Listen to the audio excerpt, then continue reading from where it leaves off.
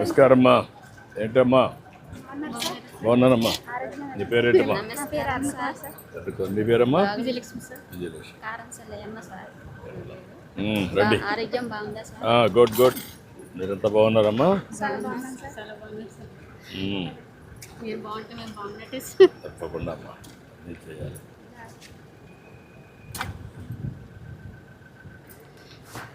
Okay.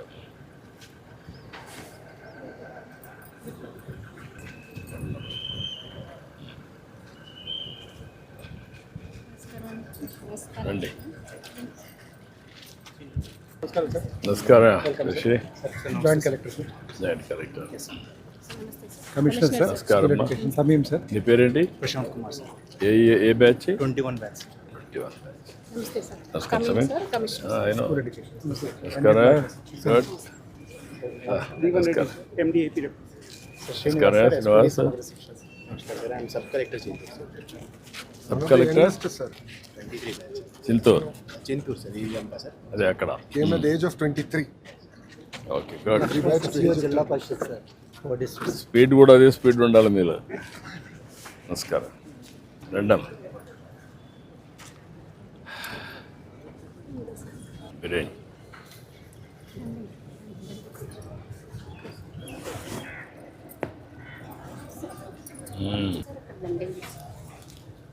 రండి. లోకేష్ రండి.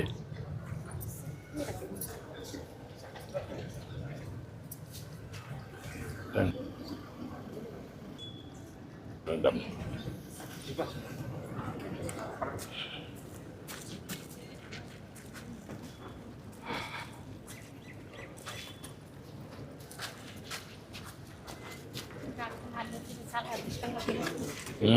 సంతోషం ఉందా మీ ఊరికి రావడం? చాలా సంతోషమా అందరికీ. నమస్కారమ్మా అందరికీ. బాగున్నానమ్మా. మీరంతా బాగున్నారా? Good good. ఎక్కడ కూర్చోవాలి? రండి. రామ్మా రామ్మా అందరు రండి, కూర్చోండి. ఏంటమ్మా అంతా బాగున్నారా? గుడ్ గుడ్ అమ్మా, గుడ్. చాలా బాగుంది. సంతోషం అమ్మా, వెరీ నైస్. చాలా సంతోషం ఎవరిదని చూడడం. ఇందులో ఎంతమంది గిరిజనులు ఉన్నారమ్మా? గిరిజనులు అందరూ గిరిజనులేనా? ఓకే. రెండోది, మీరంతా ఇప్పుడు డబ్బులు అకౌంట్లో పడ్డాయమ్మా మీకు? అందరూ పడ్డాయా? ఓకే అమ్మా. ఒక్కొక్కరు ఏంటమ్మా, నీకు ఎంతమంది పిల్లలమ్మా? తల్లికి కూర్చొని చెప్పమ్మా. తల్లికి మందనం ఎంతమందికి వచ్చిందమ్మా? ముగ్గురికి వచ్చింది. నీకమ్మా? ఇద్దరు. పాప పడింది. బాబు చిన్నవాడా? డిగ్రీ చేస్తాడు. నువ్వమ్మా? బాబు సార్, బాబుకి పడింది. పాప ఇంటర్మీడియట్ సార్. నువ్వమ్మా?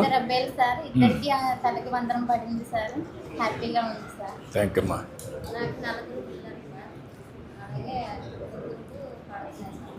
ఇదమ్మా ముగ్గురు పడుతున్నాయి. ఒకరేంటి పెద్దవాడా చిన్న? డిగ్రీకి వెళ్ళారు. ఓకే. ఎంతమంది అమ్మా? ముగ్గురికి వస్తుందా? నువ్వమ్మా? చిన్న బాబు. ఇద్దరు పడు. నువ్వమ్మా?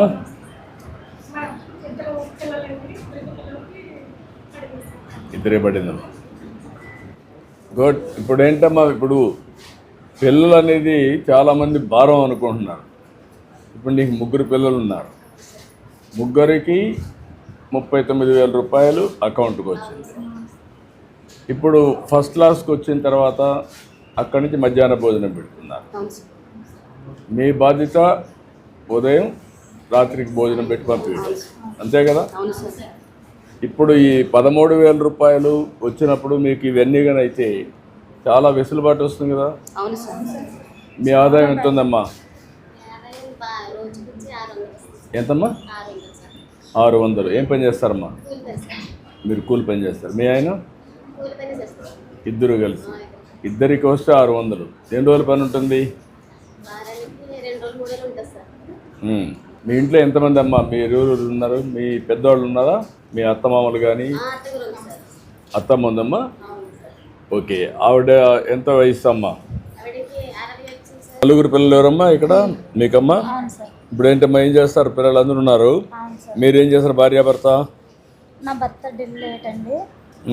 ప్రెసెంట్ ఇప్పుడు నేనే వర్క్ కూలి పనికి వెళ్తూ పోషిస్తున్నాను పిల్లల్ని. ఇప్పుడు నలుగురికి కలిపి ఇప్పుడు ముగ్గురికి వస్తాను, 39,000 వస్తుంది. మీ పెద్దవాళ్ళు ఏం చేస్తారు? మీ అత్తమామలు కానీ? మా అత్తగారు లేరండి, ప్రెసెంట్ మామయ్య ఉన్నారండి. మామయ్యకు పెన్షన్ వస్తుందా? పెన్షన్ వస్తుంది సార్. అదొక 48,000 వస్తుంది, అవును సార్. ఇదొక 39,000 వస్తుంది. అవును సార్. రెండు కలిపి ఎంత అయింది? 87,000. 87,000 వస్తుంది. నీకు అంతా నువ్వు పనిచేసి ఎంత వస్తుంది? పనిచేసే ప్రెసెంట్ 1 ఇయర్కి 9,000 అనుకుంటాను. ఏమ్మా? 9,000 వస్తుంది అనుకుంటాను. నువ్వు కూలి పని పోతే రోజు కూలి అయితే 300 అండి. 300. 30 రోజులు పని చేస్తే 9,000. 30 రోజులు చేసి చేయలేవు కదా, 30 రోజులు ఉండదు కదా, పని ఉండదు, నీకు కూడా పనులు ఉంటాయి కదా. అవును సార్. ఒకప్పుడు భూమి మీద మనం పెట్టుబడి పెట్టేవాళ్ళం. ఆడ మనకేదో ఒక 2 ఎకరాలు ఉంటే పంట వేస్తే డబ్బులు వచ్చేవి. పిల్లల్ని మీరు బాగా చదివిస్తే భూమి మీద వచ్చే ఆదాయం ఒక స్థాయికి మేరకు అంతే వస్తుంది. పిల్లలు తెలివితేటలు వస్తే ఎంతైనా సంపాదిస్తారు. అది భవిష్యత్తు.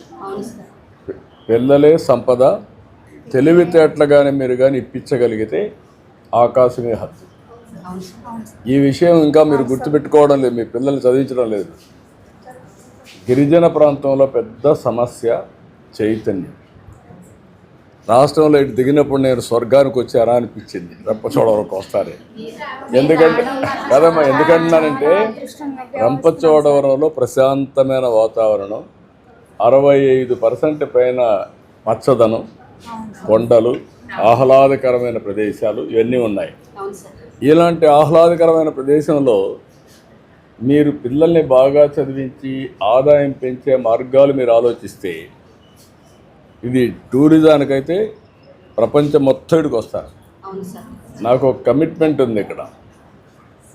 నేను పోలవరం కట్టేటప్పుడు అప్పుడున్న 7 మండలాలు తెలంగాణకు పోతే ఆ 7 మండలాలు ఇక్కడ తీసుకొచ్చాం. అప్పుడు మీరందరూ కూడా నాకు సహకరించారు. అది నాకు గుర్తింపు. అందుకే ఒక ప్రత్యేకమైన జిల్లా చేశాను, చేసి ఒక మోడల్గా తయారు చేస్తాం.